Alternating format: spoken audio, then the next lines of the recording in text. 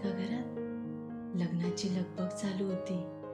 अंगणात मांडव सजला होता. दारात रांगोळीही काढली होती. फुलांची छान सजावट होती. सनईचे सूर हवेत घुमत होते. पाहुण्यांच्या हसण्याने घर भरून गेलं होतं. पण त्या सगळ्या आनंदामागे एका आईचं भरून आलेलं मन आणि एका बापाचं तुटणारं काळीज लपलं होतं. कालपर्यंत जी लेक त्यांचं बोट धरून चालायची, आज ती नव्या संसाराची वाट धरत होती. जी त्यांच्या कुशीत हळूच येऊन झोपायची, आज ती नवऱ्याच्या खांद्यावर डोकं ठेवणार होती.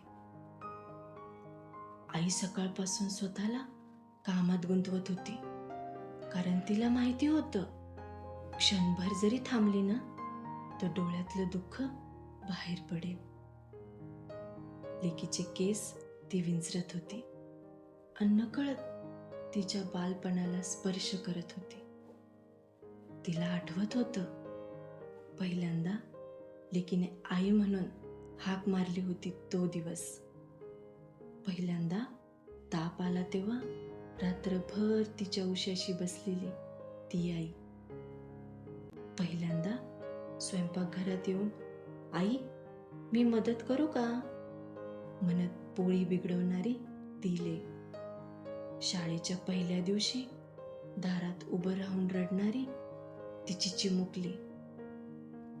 आज पुन्हा तीच भावना होती. फरक फक्त एवढाच होता, तेव्हा ती काही तासांसाठी दूर जात होती आणि आज आयुष्यभरासाठी. लेकीच्या हातावर आता मेहंदी रंगली होती, पण आईच्या डोळ्यात मात्र विरह दाटला होता. लेकीला साडी नेसवताना आईचे हात थरथरत होते, कारण प्रत्येक घडीसोबत एक आठवण गुंडाळली जात होती. जेवलीस का ग? तू बरी आहेस ना? हे प्रश्न रोज विचारणारी आई उद्यापासून फोनवर विचारणार होती. बाबा सगळ्यांसमोर खंबीर बनून वावरत होते. लग्नाची व्यवस्था पाहत होते. पाहुण्यांचं हसत स्वागत करत होते.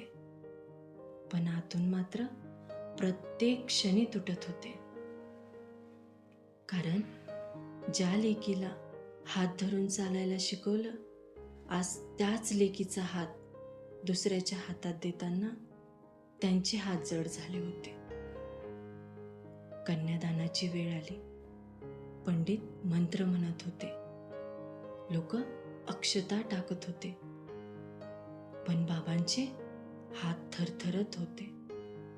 कानात फक्त लेकीचं बालपण घुमत होतं. बाबा मला भावली पाहिजे. बाबा मला फिरायला घेऊन चला. बाबा मी तुमची परी आहे ना. आणि आज तीच परी दुसऱ्याच्या घरी उडून जाणार होती. या विचारात त्यांच्या डोळ्यातलं पाणी खूप वेळ थांबून होतं. पण शेवटी एका अश्रूने गालावरून अलगद वाट काढली. लोक म्हणतात, कन्यादान हे मोठं दान असतं. लेक तर परकी असते. पण हे वाक्य त्या बापाच्या छातीत सूर्यासारखं जळत होतं. कारण त्या बापासाठी लेक म्हणजेच पूर्ण जग होतं. त्या घरातली लहान बहीण सगळ्यात जास्त हरवली होती. कारण तिच्यासाठी मोठी बहीण म्हणजे आईनंतरची पहिली सावली होती. केस बांधून देणारी, गुपितं ऐकणारी, आईच्या रागातून वाचवणारी, कधी कधी तिलाच ओरडणारी, पण सर्वात जास्त प्रेम करणारी. आज ती सावली कायमची दूर जात होती. भाऊ मात्र कोपऱ्यात शांत उभा होता. त्याला आठवत होतं, राखी बांधताना केलेली मस्ती, चॉकलेटसाठी झालेले भांडण आणि प्रत्येक गुपितातली त्याची साक्षीदार. त्याच्या डोळ्यातही पाणी होतं, पण तो मुद्दाम हसत होता. स्वतःचं दुःख लपवत होता. कारण त्याच्यासाठी बहीण फक्त एक नातं नव्हतं, ती तर त्या भावाचं दुसरं हृदय होतं. आता ती वेळ आली ज्याची भीती प्रत्येक माहेराला असते, पाठवणीची. लेकीने आईला मिठी मारली.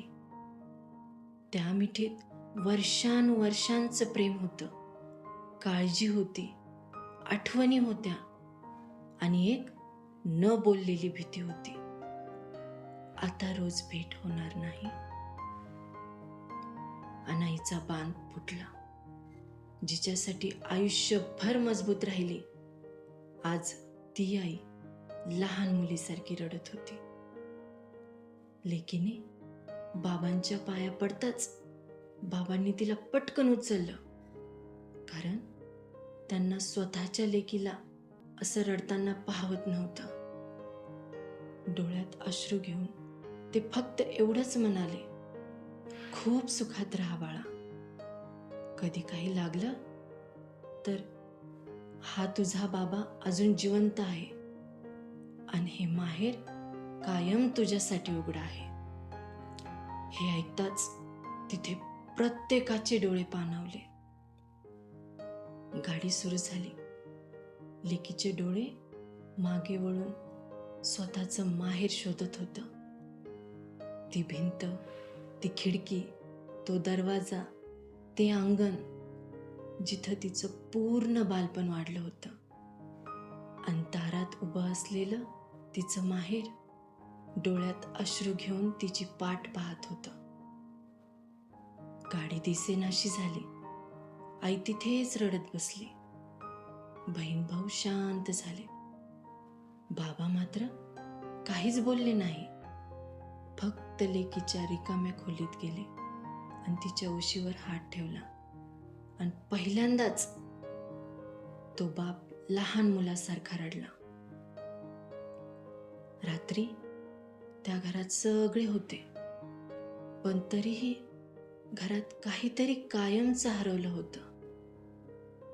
कारण ती लेक जेव्हा सासरी गेली ना, तेव्हा तिनं फक्त माहेर सोडलं नव्हतं, तर आईचं काळीज, बाबांचा अभिमान, भावाचं बालपण, बहिणीचं जग सगळं सोबत नेलं. आणि मागे उरलं फक्त आठवणींनी भरलेलं एक शांत घर.